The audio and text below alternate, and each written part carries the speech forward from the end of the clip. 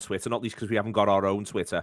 So I will do that as we talk in a minute or two. It all went off last night. You were one of the last up, I noticed, which I was wondering whether that was baby-driven or events-driven. But you were up as it was unfolding, and for me, it was crystal clear that Liverpool were deadly serious around Moises Caicedo, where Mel Reddy was deadly serious around Moises Caicedo. Mel Reddy is like the bat signal as far as I'm concerned on this one. Yeah, it was the heat actually. Why I couldn't sleep because it was so hot, and it was really hot last night in Liverpool. And so I sort of went downstairs and sort of lay on the sofa for a bit, where it's a bit cooler, and just sort of lay there refreshing Twitter and then watching the madness. And obviously, at some point yesterday, I can't even remember the proper timeline now. It's happened so quickly. Yesterday afternoon, it seemed like they were sort of in, but Chelsea were still favourites. So then, as bold as 153 says in the comments, oh my god, kicks off. Kicks off is right. Yeah, it was from 11 till 12 and then to 1, and you just sort of couldn't keep your eyes on it. It's very rare that a transfer story unfolds so quickly right in front of your eyes, certainly not at that time. But that was what was happening. And I mean, I'm sure we're going to go on to talk about it, but I think Liverpool have basically just spotted an opportunity, gone for it, and this strange mix of sort of caution, but when they go, they really go like a scorpion, like moving really slowly in the desert, like not doing much, moving really slowly in the desert heat, and then suddenly, bam! They look like they've got the man. Obviously, there's a little bit of a thing around.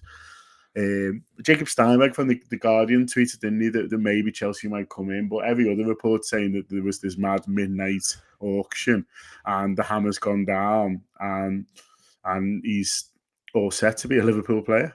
Yeah, I mean, the idea of where we are on it, I think, John, is fascinating because it looks like he's on his way up for the medical. That's the talk that Liverpool could even possibly get him registered today as it all rattles through. And I think the idea that Liverpool spotted an opportunity, I suspect it's not simply all happened in 24, 46, 36 or 48 hours. But I think the idea that Liverpool might have spotted an opportunity, I find Chelsea's conduct around the whole thing to be just a little bit downright odd. And I wondered if at some point someone at Brighton has gone to Liverpool. We're not sure if they can do this, or do what we want. Can you? And if Liverpool have then gone away and gone, well, we're not entirely. I think the main thing about this is, listen, I'm going to bore everyone still and say that I think Rodri is the benchmark for the position because that's what I think he is. But this is about as close as Liverpool could get. He's the best one Liverpool could get by, I think, some distance. And now it looks like they've gone out and got him. And it may well be that Brighton could see that Liverpool were like, well, we're not really that convinced by anyone else. And there's Lavia over here and there's the lads in Brazil who I think they might still do in January, by the way. Yeah. But there's all this stuff going on. But we're not 100% on any of it. And if it may well be that Brighton have reached out to Liverpool and said, we're just not sure if they can make us the sort of offer that we want on this. And you might be able to. Can you talk the player around? Quite possibly, yeah. I think a couple of things have happened that sort of, and all sort of led to this. I think it's possible that we made inquiries earlier in the summer and got told a price and thought that was, expensive and not value, being the sort of the buzzword. And then they thought they could do better or get better value from the market. And then they've had a look around and realised that actually might not be the case. They obviously they must have thought they could get Lavia a bit cheaper than what Southampton are saying, or they wouldn't have been through all that. Maybe same with a couple of others as well. And so as other people have gone, you're seeing some of the bids going for players who are nowhere near Caicedo's quality, going for 50, 60 million, and then there might have been a case where at some point someone's gone, when we thought that was really dear, well, actually, the market value for the midfielder has changed to the level that actually, it's not quite as ridiculous as we thought. And then, so I think that's happened. I think that the market's changed so dramatically over the summer that someone who probably looked like he was, buying a price on us out the market there, Brighton are asking for too much. Suddenly, you think, well, can we get the best one for 110, or some lad who we don't, who we think's all right for sort of 50 or even sort of 60 and 70 the others. Yeah, and so sorry, I'm just laughing at someone saying I still look half asleep. No one's really slept, mate. If you slept, then you're not a real red. No sleep till Chelsea. What was I saying? So yeah, so I think that's happened. And then also, I think this Chelsea financial stuff that you've just mentioned, Neil, like, is more of a thing than people think. And when these things, I saw it, I think on Sky Sports a couple of days ago, that Mel actually tweeted it as well with Ahmed Kava talking about, the idea of these Premier League inquiries into Chelsea that are ongoing at the moment. And a lot of people always say, oh, this isn't a thing, and the clubs ignore it, but they don't.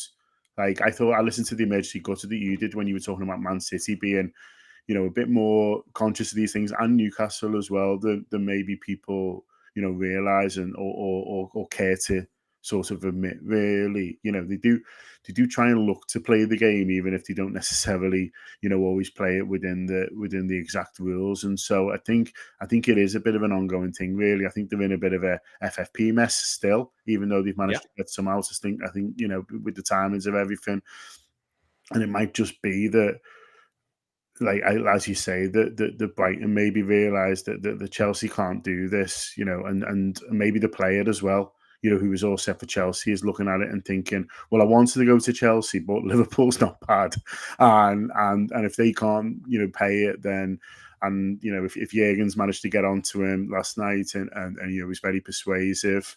I always like. Christian Falk, he's got a fantastic work for Jurgen Klopp, and I can't remember what it was now, because as pointed out here, I am tired. But he's like, he's like, I think the player catcher or the footballer catcher, like, he's got a big net, and he just sort of gets them, Jurgen, with his charm, and sort of gets him in. And so, so he's able to do that when he can get in front of people. Jurgen, he is a sort of great salesman for the club and what he can do for footballers, and it's been proven, really, in terms of the players he's been able to persuade, but also obviously what they've done at Liverpool. So it's not done yet, but it's a lot closer than it was 24 hours ago. Yeah, 24 hours ago, it hadn't even broken, and when it did break, it felt a little bit like, is Liverpool doing a bit of tit for tat here with Lavia, and you begin to wonder whether or not Chelsea have now been doing that the other way around. The way in which news moves in football is a little bit complicated, John. As I say, I'll say it again, the football is a really, really good one, but I think it also, for me, what I love about it, after Szoboszlai, I was very much enjoying the soap opera of the transfer window, and that's now approximately only still about sort of a month ago, maybe 5 weeks. But I was enjoying the soap opera of the transfer window, and then all the Saudi Arabian stuff sort of starts. But what I liked after Szoboszlai was there was a real feeling of, right, we're going to bounce into this season. And that began to ebb away when there was obviously a clear need to buy. I think there would have been a need to buy another midfielder anyway, but I think there was a clear need to buy another midfielder once Fabinho and Henderson were moving on. I think that Szoboszlai very much takes Henderson's role approximately in the squad somewhere. I never really was that concerned about Henderson, other than on the sort of the socio-political side, as mad as that might be around a sentence about a footballer. But with Fabinho, it was, ultimately, if you were asking me what my team was for Chelsea before the Fabinho thing kicked off, I would have said, I think it'll be the 3-box-3, Fabinho, McAllister and Jones, with Szoboszlai to come off the bench. And then that obviously changes because Fabinho leaves the club and it feels like there's no one there. And I think that began to sort of eat away at people a little bit, more than a little bit, given how it was dragging on. For me, what's the best thing about this is two things. One is now there's no excuse not to be bouncing into the new season and bouncing into Bournemouth after Chelsea at Anfield across the board, and that's for everyone, the worldwide fan base, bouncing into supporters clubs. But the other part of this is, in the same way that there is with Arsenal, I'm not going to say there's no excuse not to win the league, but there's no excuse not to be challenging. You can't throw this money around. Liverpool have now spent £200 million on midfielders this summer. You can't throw this money around and act like, oh, well, City are always obviously going to win the league anyway. What's the point of trying? And I think no one at Liverpool wants that to be the case. Virgil van Dijk doesn't, Jurgen Klopp doesn't, Trent Alexander-Arnold doesn't, Mo Salah doesn't. But the idea that was beginning to creep in general was really doing me head in. So this isn't to say Liverpool have now got to win the league or everything to failure this season or something like that. But it is to say we go in deadly, deadly seriously about trying to win this championship.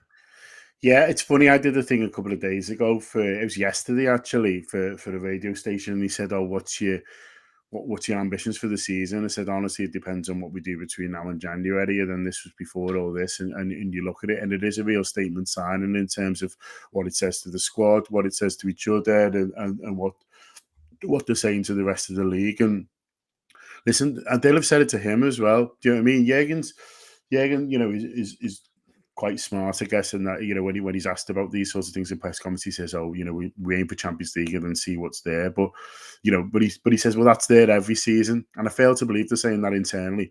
Like the year they won 26 of the first 27, I refuse to believe he was getting them all there before the start of the season, going, right, we're aiming for Champions League qualification and then we'll see what happens. He was like, we're winning every game here, lads. Come on, off we go. And so I think what they're saying privately to each other is always different to what they're sort of coming out and saying. And I think in the dressing room, this is a real, we're really going to go for it next season. There's a lot of good teams, but then at the same time, sort of no one's perfect as well. And everyone's in a little bit, varying degrees of a little bit of flux and a little bit of transition, even Manchester City. Not very much Manchester City, John. Yeah. And so, we've let some big players go who've won a lot sort of for them. And so we're in a situation now where you've said this before, Neil, and I think it's very, very apt this season. Like, if you're going to go for top four, you might as well go for the league, because I think it's madly. It's a really, really strong 7 or maybe even 8. I was talking to Villa yesterday doing the Friday show, which is out now. Yeah. It's sort of the top 8, if you like, in a way, never been stronger. But then, Man City could maybe look silly and get 100 points, but I sort of don't think they will. And so I think, if you're going to go for, you might need 80 to get top 4. If you're going to be 80, you might as well go for 90. It's not a huge... Yeah, it's more wins, isn't it? Yeah, exactly. Yeah, it's turning some draws into wins. It's getting into that situation. And so I think they should go for it, and I think they will go for it, and I think that's what they'll be telling each other. And you made a point on the, bouncing into the season. I think it's massive, and I don't know whether this is a deliberate timing or whether it's just a coincidence, but either way, I think it's had a huge effect because... everyone's the WhatsApp groups is the thing now. The WhatsApp groups is the new Twitter, isn't it? And I'm not just saying that because we haven't got one anymore. No, but, the timing of which is phenomenal, by the way. Oh, no, it's the Anfield Wrap being brilliant to capitalism as ever. Yeah. But I think the way we sort of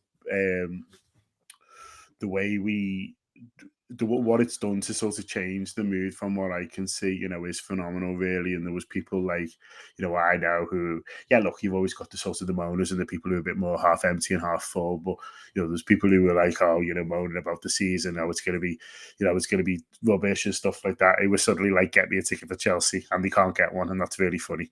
And so, that's pleasing me because that's the situation, because everyone now wants to go. But like you say, even if you can't go, Neil, the mood in supporters clubs around the world, in sort of the online discourse, the stuff that the players do see, is going to be massively different, really. And so whether it's coincidence, whether it's by design, whatever it is, it will have a massive difference, and we should bounce into next season. And if they announce him Saturday and then beat Chelsea on Sunday, then all bets are off. All bets are certainly off. No holds barred. There is. We will do. We're going to do about 10 more minutes max on this, just to let you know as we go through. You can hear the emergency gutter of me and Rob this morning. It's at 5:45. That is available for you if you want that. If you subscribe to the Anfield Wrap, you can download the app. You can use tokens. All those things are available. theanfieldwrap.com/subscribe. I would love to see our subscriptions go through the roof. Partially because we like to be a bit better at capitalism, but mainly so I can needle Craig that me and John are doing it single-handedly, using our own Twitters and not the Anfield Wraps one as we go. We are in this emphatically for the needle.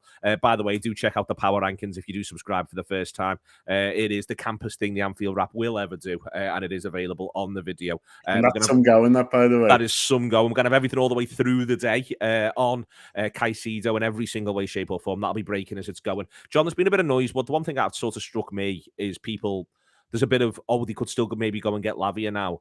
I just think that's so not how Jurgen Klopp operates. I think the idea of bringing in a lad who's 21, who's got the shirt, having Bajcetic who wants the shirt, who's 18, the idea of bringing a 19-year-old in and where the games come from for that position, I just don't see it at all. And I actually think I'm actively against it. That's not to say, I'll say again, I think they'll do Andre, and I think they'll do him now in January, and run the first part of the season with 7 midfielders and maybe use one of the reserve younger lads for some Europa League / EFL Cup action. That's what I think they'll do. And I'm all for that. And I'd like to see Andre come in. You could right now today, you could always talk me into giving Thiago another year, because that age drop off from Thiago down to the next one's quite significant, and all those little bits and pieces. But my point is, I just think, for me, it isn't a lack of ambition now to not be interested in Lavia or anything like that. I just think there's literally not the game time for everyone. It's hard, isn't it? Because you're judging it based on sort of last season, but there was so many players who were unreliable in terms of fitness or the manager had parked for one reason or another, or there was obviously sort of the age thing. So it's hard to sort of judge really what the right number in midfield is at the moment, really, because I think for a Champions League season, John, it's probably 8. yeah, But if you think in this instance, firstly, it's Europa League. Secondly, and as I say, I'd do Andre in January, but also Gakpo can drop back in there. There's the 5 forwards. Trent can step up into there. And I quite like the look. I think a couple of the younger lads are pre-season quite well. The idea of them playing whoever's the 4th seed in the Europa League group game at Anfield doesn't make me go, oh God, we're going to be in real trouble. If anything, it makes me go, I'm quite looking forward to seeing them. Yeah, no, I think that is fair. And listen, even you say the younger lads, even the likes of Elliott and Jones and Batetic, I want to see get games next season. I think the manager will want to, and I think we'll see just as much as the likes of Caicedo as the future of this football club. Now we shall see, on that. But I think that's what the manager and the coaching staff would be saying, is that the future of our midfield it's Caicedo, McAllister, Szoboszlai, but it's also Elliott, Jones, and Bacetic, and I think Thiago will definitely stay in now and do the sort of extra time, and like you say, Gakpo can go in. So I think there is a lot of talent there. Whether there's enough, they'll start to look at, like you say, Neil, they have got the January move, and I think that Andre they will want to do, and they might just sort of wait there. And I think if we allow ourselves to move on to the next thing, I think the priority probably should be a defender. Couldn't agree more. More than a midfielder. I think that's the area that probably worries me the most now. But listen, maybe Caicedo will just tackle everyone and they won't have any defending to do. No. I think John. I think that now, I think I'd like to see 1, maybe even still 2 defenders for the rest of this. I'm happy to relax on midfielders and see if Andre can become a bonus in January. And I think the fact that there's a release clause there, I think bodes well from a Liverpool point of view, and it's a little bit of succession planning they're able to do, and they obviously really like the player that they got as far as they got. But if you want to do the next thing, and I think the next thing does matter, I think it is 1 or 2 defenders from this point. I think that will be good and will make a difference to them. I'm not, I think the difficulty with this all the way through the summer's been, well, what do you think the name is? And I think that's a little loose and a little bit difficult. But ultimately, I think that is the next stage for them, and then from there, we crack on and bounce and feel excited about it. Yeah, absolutely. I mean, that is the key, isn't it? We want to be excited. You want to be excited going into a new season. For a while, I think a lot of us were getting a bit sort of despondent because we didn't think that Jurgen would have the tools to do everything that we wanted, which is, as you rightly pointed out before, is the challenge for the title. Now they've gone out and got the best possible midfielder that they could. Obviously Declan Rice was available this summer, but I think Caicedo suits us more. I'm not going to argue over who's the better player because I think they're very different, and I think they're very good ones. But I think for us, in terms of what we needed and how we play, I think Caicedo suits us more. And it's funny quite often in the summer, isn't it, when we've been talking about other things, there's been a bit of talk on the Anfield Wrap. People have just gone, why don't we just go for Caicedo? Do you know what I mean? And it's almost like they've had, the same sort of thoughts throughout the summer, and then finally sort of got it done. And yeah, I can't wait to sort of read the reports on, from the Athletic and Mel on exactly what's happened, when they do these sort of long a few days later on what's happened, because it's fascinating to me, how it's all come about and stuff like that. And yeah, he's sounds like he's on his way. They want to get it done, don't they? Medical today and stuff like that. So I think, I think by this evening, hopefully we're going to have some nice pictures from LFC TV. Miles with his drone out, and we're going to get some a lovely unveiling video. A lovely unveiling video. One last thing, John, on this. I'm looking at the comments as they're coming in, and I'm not going to sort of put a number of them up on screen as a spread, because ultimately my overarching position on who does or doesn't own Liverpool is I'm very tired about talking about who owns Liverpool. My position is I think everyone who works for Liverpool on a day-to-day basis wants the very best for Liverpool Football Club. And there's obviously always stuff that's going to be underpinned by who does or doesn't own the club. But the idea that everything that ever happens to the club's got to be reduced, whether it's a positive or a negative, to views on the ownership, to me, it's just really reductive. It's not even part of the conversation. Most of the people some people who might want to change of ownership, the vast majority of them want the best thing for Liverpool. The people who want, we were happy with the ownership, the vast majority of them want the best thing for Liverpool. Liverpool doing transfers is not fucking point scoring, is what I'm saying. It's Liverpool trying to win things. Yeah, and everyone should be made up today, whether you were still skeptical. One of my favourite things on Twitter this morning has been people quote tweeting themselves and going, "Oh, what the fuck did I know?" And stuff like that. And that's the right way to do it. Laugh at yourself, laugh at the situation, laugh at the fact that yesterday we didn't think we were maybe buying a midfielder, and now we've literally broke the British transfer record. That is funny. That is fun. Football is meant to be fun. This is great. Sunday's going to be even better now, even though he's not playing. The season's going to be better now because he is going to be playing, and the squad's going to be better. And it's all great. And all any of us want from the owners is to feel like that they want to win. And today it looks like they want to win. And brilliant. Let's may that continue. Yeah, we're all cracking on. That's the point of it all. We're all in it together wherever you are in the world. We're all in together. Get down to your supporters clubs for Sunday. Be part of it with the Anfield Wrap or anything else that you fancy. Redmen are over there. I'm sure they're cracking on doing excellent stuff. Whatever it is that you fancy that makes you enjoy the football more, because it's meant to be enjoyable. It's meant to be fun. It was beginning to feel like it was potentially not going to be fun for a couple of reasons, which wasn't as much about people's sorts of reactions. The other thing I'd say about all this as well is that it really doesn't matter what I say or John says or Jamie Carragher says or Gary Neville says or what anyone else says. Certainly not Gary. Certainly not Gary. The people at Liverpool Football Club just who work there want to do the best for Liverpool. They sometimes get it wrong. You can point at last season and many other seasons where, my God, it looks like people have got it wrong. But everyone just does need to pull in the right direction. That's what we're about now. Subscribe to the Anfield Wrap, theanfieldwrap.com/subscribe. Be excited for Sunday. I'm still going to say it's a good point because it'll be a good point by the end of the season. But just imagine the rest.